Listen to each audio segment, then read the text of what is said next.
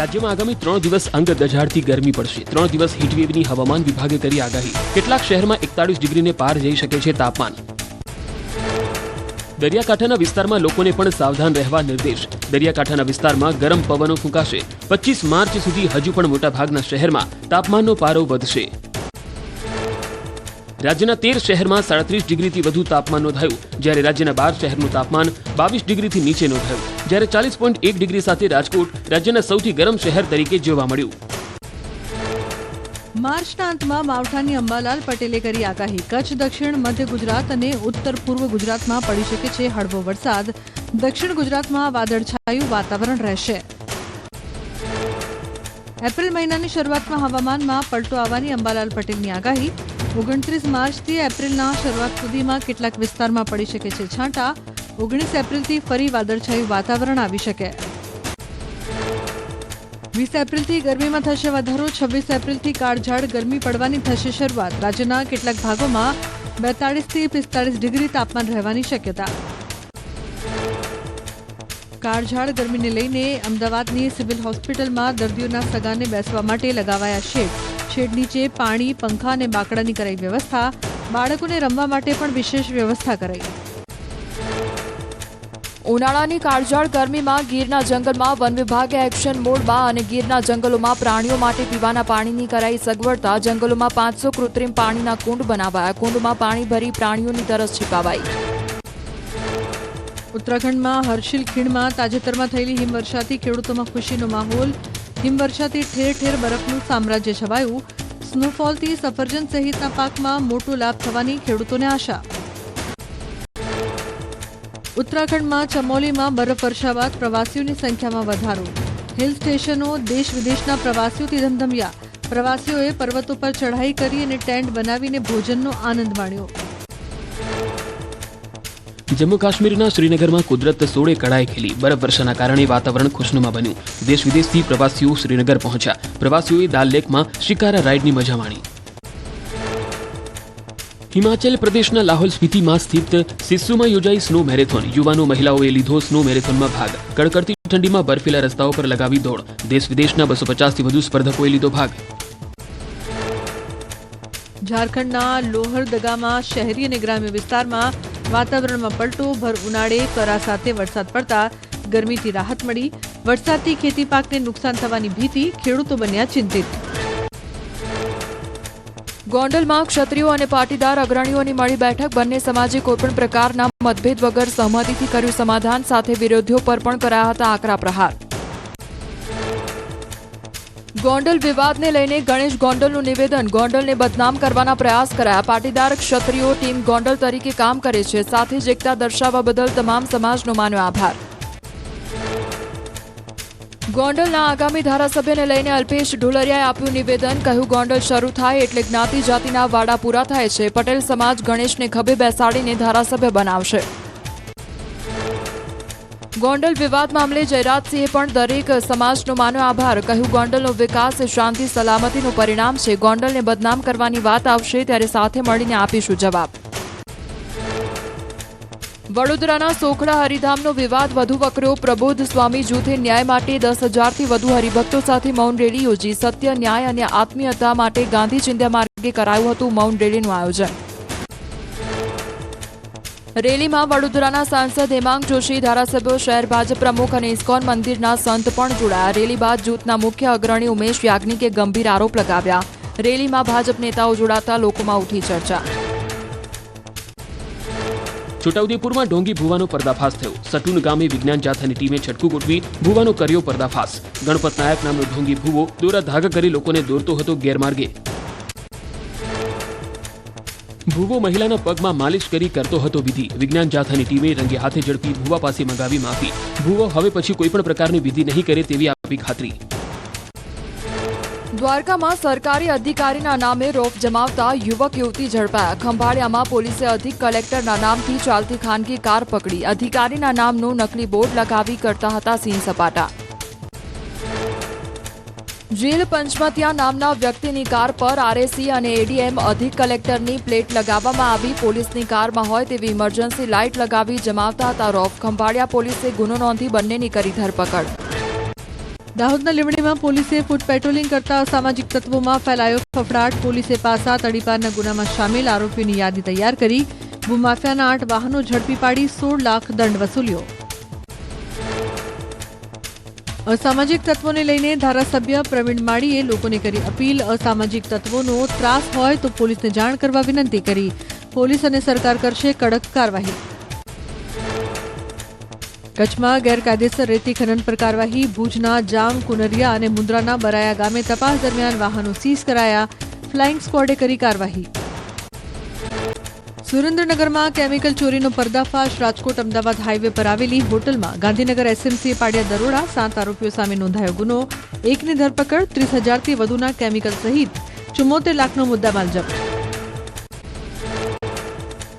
વાઘોડિયામાં GRD જવાન મિત્રો સાથે દારૂની મહેફિલ માણતા ઝડપાયા અને 5 દેવલા ગામમાં પેટ્રોલિંગ પર નીકળેલા પીઆઈએ જીઆરડી જવાન ધનરાજસિંહ ચૌહાણને મિત્રો સાથે દારૂ પાર્ટી કરતા પકડ્યા. રેડ દરમિયાન બાઇક પર પોલીસના દંડો જોઈ ચોંકી ગયા પીઆઈ. 7 લોકો સામે નોંધાઈ ફરિયાદ. દારૂ આપનાર આસોજના બુટલેગર વિજય રાઠોડને વોન્ટેડ જાહેર કરાયો. 4,06,000નો મુદ્દામાલ કરાયો જપ્ત. મોરબીમાં યુવતીનો પીછો અને છેડતી કરી માનસિક ત્રાસ આપનાર યુવકની કરાઈ ધરપકડ. નશાની હાલતમાં પોલીસે આરોપીની કરી ધરપકડ. આરોપી મેહુલ જેલરિયા છેલ્લા 1 વર્ષથી કરતો હતો પીછો.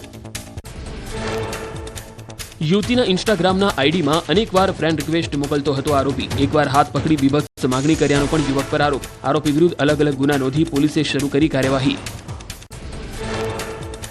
ગુજરાત આયુર્વેદિક યુનિવર્સિટીની વિજિલન્સ ટીમે રાજ્યની 9 કોલેજોની માન્યતા કરી રદ. સ્ટાફ અને સુવિધાનો અભાવ હોવાથી કોલેજોની માન્યતા કરાઈ રદ. કોલેજની ચાલુ વર્ષની માન્યતા રદ કરાતા વિદ્યાર્થીઓના ભાવિને લઈને ઉઠ્યો છે સવાલ.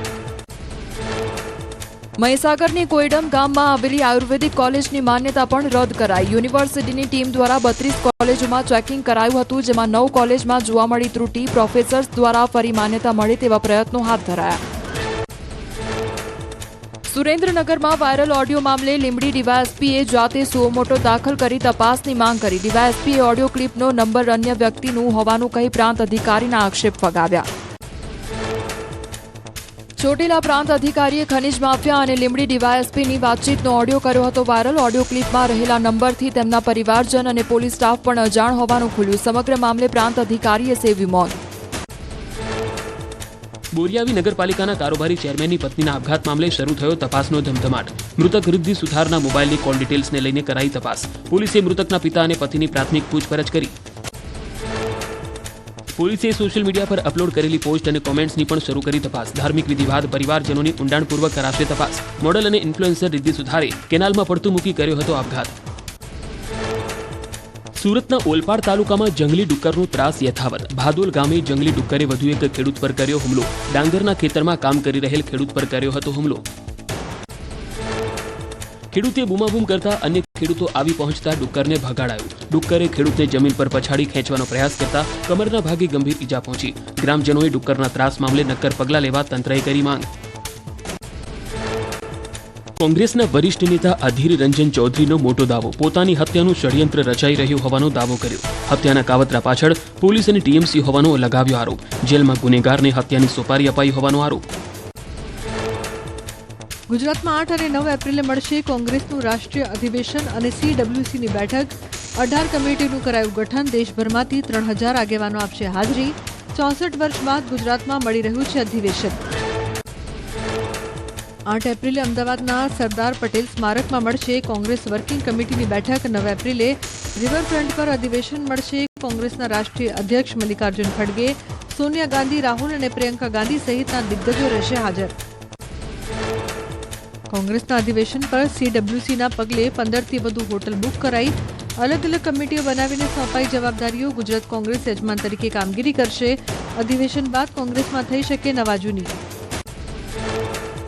વર્ષ બજેટ 27ના ટાર્ગેટ સાથે ગુજરાતમાં થઈ રહ્યું છે અધિવેશન. રાહુલ ગાંધી કે પ્રિયંકા ગાંધી સંભાળશે ગુજરાતની ધુરા. પ્રદેશ કોંગ્રેસના કંગાળ પ્રદર્શનથી કેન્દ્રીય નેતૃત્વ છે નારાજ. અધિવેશનમાં આગામી કાર્યક્રમના ઠરાવ કરાશે જાહેર.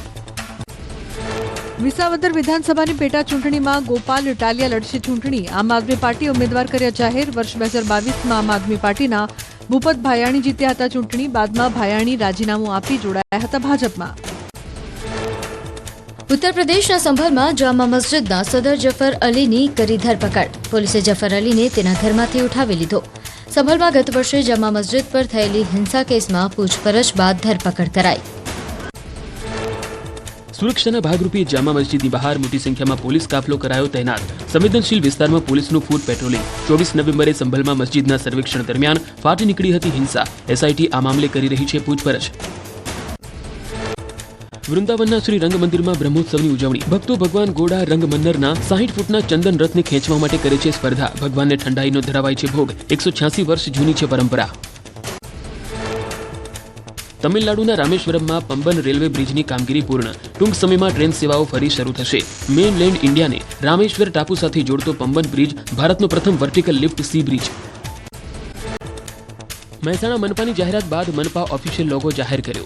આરોગ્ય મંત્રી ઋષિકેશ પટેલના હસ્તે લોગો લોન્ચ કરાયો. સાથે કચરો ઉઠાવવાના નવીન વાહનોને પણ અપાઈ લીલી ઝંડી. અમદાવાદના વસ્ત્રાપુરના અંધજન મંડળે યોજી કાર રેલી. 40 કિલોમીટરની રેલીમાં 90થી વધુ પ્રજ્ઞાચક્ષુ વ્યક્તિઓએ કાર ડ્રાઈવરને રસ્તા અંગે માર્ગદર્શન આપ્યું. પ્રજ્ઞાચક્ષુઓને પ્રોત્સાહન આપવા માટે ઇનામ વિતરણ પણ કરવામાં આવ્યું. માથાભારે અને અસામાજિક તત્વો બાદ સુરત પોલીસે વ્યાજખોરો સામે કરી લાલ આંખ. વ્યાજખોર સંદીપ પાટીલની કરી ધરપકડ.